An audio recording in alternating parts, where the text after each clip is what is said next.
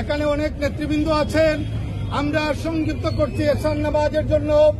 এ পর্যায়ে বক্তব্য রাখবেন বাংলাদেশ জাতীয়তাবাদী যুবদল কেন্দ্রীয় সংসদের সাবেক আন্তর্জাতিক বিষয়ক সম্পাদক, কাতার বিএনপির সংগ্রামী সাধারণ সম্পাদক, বড়লেখা বিএনপি পরিবারের অত্যন্ত আপনজন জনাব শরীফুল হক সাজু।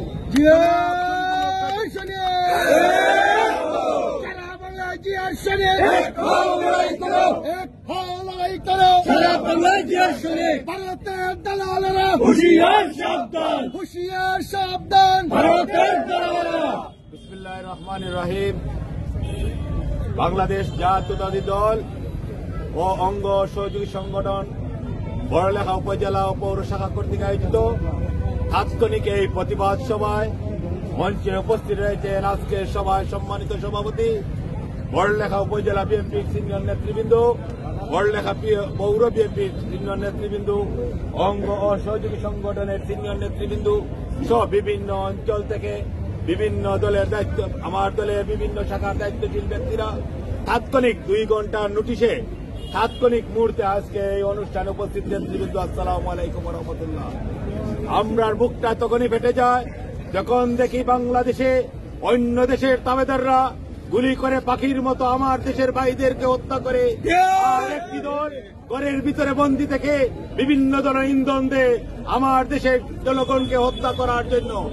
আজকে যখন আমরা দুপুরে যখনই শুনতে পাই তখনই বড়লেখা উপজেলা বিএনপির সিনিয়র নেতৃবৃন্দর তাৎক্ষণিক মুহূর্তে আজকের এই প্রতিবাদ সভা, আজকের এই হত্যার বিচার না হচ্ছে আমরা বড়লেখা উপজেলা সর্বস্তরের জনগণকে নিয়ে আন্দোলন ডাক দিব ইনশাআল্লাহ। আজ থেকে 3 মাস পূর্বে আমার জুড়ির বোন সন্নাকে এভাবে পাখির মতো গুলি করে হত্যা করা হয়েছে। আরো জুড়ি 6 ভাইকে গুলি করে আহত করা হয়েছে, তার কোন সূরা আমরা পাই নাই। আজকে দেখলাম বিজয়ের মাসে শেষ মুহূর্তে আসতেই আজকে আরেকটি ভাইকে আমরা লাশ হিসাবে পেলাম। এটা কিসের ইন্ধন আমরা পাই? আমরা পাই কোন একটি দলের ইন্ধনে, কোন একটি পলায়ন সরকারের ইন্ধনে আজকে এই বাংলাদেশের বিভিন্ন জনগণকে পাখির মতো হত্যা করা হচ্ছে।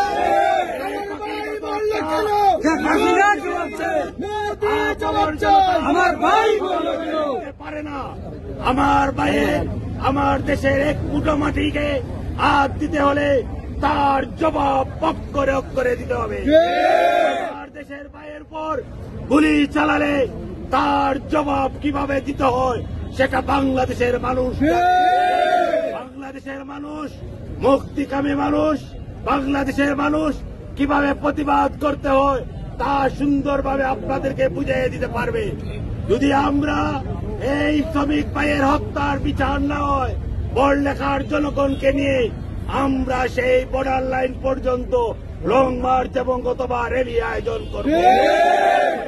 আপনারা যারা তাৎক্ষণিক আয়োজন শুনে উপস্থিত হয়েছেন, আমার দলের সকল ভাইদেরকে ধন্যবাদ এবং সিনিয়রদেরকে তাৎক্ষণিক আয়োজন করার জন্য ধন্যবাদ জানিয়ে আমার বক্তব্য এখানে শেষ করছি। আল্লাহ হাফিজ। বাংলাদেশ জিন্দাবাদ, বাংলাদেশ জাতীয়তাবাদী দল বিএনপি জিন্দাবাদ, শহীদ অমর হক, দেশ নেত্রী বেগম খালেদা জিন্দাবাদ, তারেক রহমান জিন্দাবাদ জিন্দাবাদ।